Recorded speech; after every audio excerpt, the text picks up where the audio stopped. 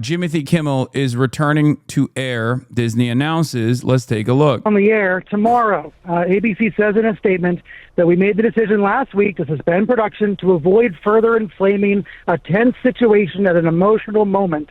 But now, after having thoughtful conversations with Jimmy, the ABC says we reached the decision to return the show on Tuesday. So Kimmel's getting back to work. Wow, Brian, that is significant, especially given that some of the players outside of Disney in a corporate setting like Nexstar and Sinclair, they essentially have deals that allowed them to preempt his show, and that's part of the reason that it was suspended. Yeah. Do we know how they might react to this? We don't, and that becomes the big question now. Will these local station affiliates choose to air Jimmy Kimmel Live, or will they continue to protest the comedian even though the network is bringing him back nationwide? ABC does gently chastise Kimmel in this statement. The statement says, quote, "The decision to suspend him, we made it because we felt some of the comments were ill-timed and thus insensitive." So they're very gently saying they disagreed with Kimmel last week, but obviously they're bringing him back as of tomorrow. And we don't know, obviously, all of the considerations that went into this, Brian, but I would say leaders, obviously, at ABC and Disney have had the benefit of a few days of feedback. Yeah, including from Disney employees who were very disturbed, including from Hollywood stars and showrunners, the kind of people Disney wants to work with, and from free speech groups, politicians, even some Republican politicians like Ted Cruz. We know the condemnation of Disney has been widespread. Now, what we don't know yet is what the counter reaction will be from President Trump and his allies. That's a really good point. Brian, please stand by. Terry, your reaction to this news? It's great news. It's great news. And I think you're absolutely right, and Brian is absolutely right. This was a community standing up for the rights of Jimmy Kimmel and all people who speak in public, entertainers and journalists and all of them. And it worked, at least with the head of Disney. And it makes good sense because they would have won in court. One thing that gets lost in this, you do not lose your First Amendment rights because you have a broadcast license. Supreme Court has been clear on this. The government cannot take your license because of speech they don't like. You were talking about Katharine Graham when the news broke, and these are the considerations of these bigger companies about how they're going. Yeah, I mean, there are degrees to this. I'm living out right now. Don't listen to me. There are degrees to this. There are still types of speech and different classes of people in the eyes of this administration. Those who this administration consider to be discardable, right? Migrants, for example. This is a major corporation that has the financial power to push back against the administration. And I was very worried, very concerned that this major corporation would actually cave to the administration's demands, no matter how unreasonable or unjust they may be. It turns out that there is enough pushback from the public that the major corporation decided probably not the best idea to capitulate to the Trump administration's demands. Having said that, the attacks against free speech did not start with Jimmy Kimmel. The attacks on the First Amendment did not begin with Jimmy Kimmel. Jimmy Kimmel simply was seen by enough members of the public as an overreach. The attacks against the First Amendment have been ongoing around pro-Palestinian advocacy, even under the Biden administration, and certainly escalated under the Trump administration. And it is a real shame that mainstream outlets did not adequately cover that when it was happening. It's really frustrating.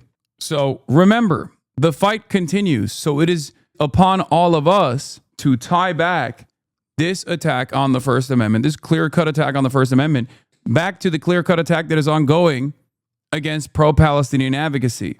We have to try and get people to recognize that this isn't just about Disney capitulating. This isn't just we cannot rely exclusively on big corporations to fight back. Yeah, we vote with our dollars. People are boycotting Disney and canceling their streaming subscriptions. I know a lot of people did that.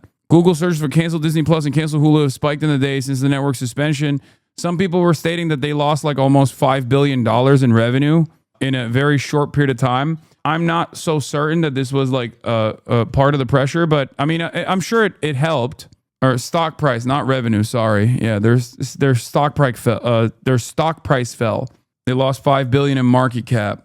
So they lost value, not revenue directly, but I'm sure they lost some revenue, which is why they lost value as well. Do you predict Nexstar and Sinclair will air Kimmel, or will they continue the cancellation? I can see them continuing their cancellation because they're much more right-wing and they have more to lose. They can't appear to be resisting against the administration in any capacity because of the FCC and because of the merger that is imminent for Nexstar. Sinclair is already incredibly right-wing. Nexstar is already incredibly right-wing. And on top of that, they have a mega merger that's coming up. TPUSA spokesperson Andrew Colvett is saying Disney and ABC caving and allowing Kimmel back on the air is not surprising, but it's their first mistake to make. Nexstar and Sinclair do not have to make that same choice. Once again, I am, I guess, not so shocked, but still very much annoyed that this is the major mover and shaker event for a lot of people. I don't want to be the friend who's too woke, but, you know, these are consequential decisions being made, which is why I took it seriously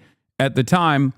But the fight is far larger than Jimmy Kimmel, okay? If your goal is to defend the First Amendment, if your goal is to defend free speech, you must understand that this extends far beyond just Jimmy Kimmel losing its time slot. But it's good. It's an eye-opening moment for a lot of people. A lot of people who don't really give a shit about Jimmy Kimmel either, by the way. But they saw, it's not like Jimmy Kimmel had this many loyal fans, myself included. I don't give a shit, right? But the reason why a lot of people got mad, even conservatives, as a matter of fact, got mad. Ted Cruz was like, this is crazy. This is mafia shit. The reason why they were doing that, the reason why they were saying that was because there are still Americans who value the First Amendment. There are still Americans who value freedom of speech. Now, the Trump administration has made a calculation that Americans that value the First Amendment and free speech also are very racist. So they're racist enough to not give a shit when it is eroded at the point of immigration enforcement and it is eroded at the point of pro-Palestinian advocacy, right? And they have been somewhat successful in that endeavor. They have revoked student visas. They have denied visas to people, not on the basis of like being too critical of Israel, but also on the basis of like, you know, being critical of Charlie Kirk even, right? That's a real thing that's taking place. So it is upon us to remind people that this is not like just this is a victory that should galvanize us. And we should use the renewed enthusiasm to continue pushing back against this administration's unfavorable policies that represent a change in the way that we value the First Amendment, that represent an erosion of the freedom of speech. To handle this and how they're going to think about it, they do have the benefit of some history as they do consider these moves. Right. Well, Katharine Graham, when Nixon threatened to take her FCC, the Washington Post's FCC licenses, they had some local stations. It was a main source of income. She published them anyway. She said, forget about it. And that kind of corporate courage is rare, especially in the face of an administration that exceeds by many orders of magnitude any other presidency trying to silence speech it doesn't like. If we still have Brian, I want to go back to him because one of the interesting bits of reporting that we got over the last few days was that Kimmel was actually preparing a monologue that would up the ante against some of the feedback that he got from the Trump administration. I mean, can you imagine, Brian, what might be formulating in terms of a response when he gets back on the air? Right. Kimmel wanted to defend himself. So now Tuesday night's monologue becomes even more interesting. What he will be critical, and it might affect what local stations decide to do going forward. Yeah, certainly will. I want to know what you think, Terry, about just sort of the moment that we are in when it comes to free speech. And I also want to play a moment from the White House press briefing today. This was a correspondent for Turning Point USA Frontline, associated with the group that Charlie Kirk founded, who asked the White House press secretary what her message is to Americans who are too afraid to express their beliefs. Here's a brief part of what Caroline Levitt said. We have a right to free speech in this country. The president supports it. It is protected by our beautiful Constitution. And Americans should not cower in fear. They should rise up in courage to continue speaking the truth. What do you think about what you're hearing from the White House there as we just get this news that Jimmy Kimmel will return to air tomorrow night? Right. Well, see what the White House says. Everybody should speak up except the ones that the president doesn't like. He just barked at my former colleague, Jonathan Karl. Maybe we'll come after you because yeah, this is the thing. When it's a white dude who's rich, who's a Hollywood guy, and he gets silenced like this, he gets suppressed like this, then all of a sudden it is a reminder for a lot of people that are also in the same position, if not as popular as Jimmy Kimmel, to go, oh shit, they're going to come after us too. Does that make sense? There's a class interest here, not class in the Marxist sense, but there's a class interest that these guys do not have, a sense of solidarity they do not have for their counterparts in Gaza, for example. When Israel murders relentlessly hundreds of journalists in Gaza, they do not give a shit. But for Jimmy Kimmel, obviously they're going to be like, well, this is really messed up. You know, they're coming for all of us. They're coming for all of us. We got to do something about it.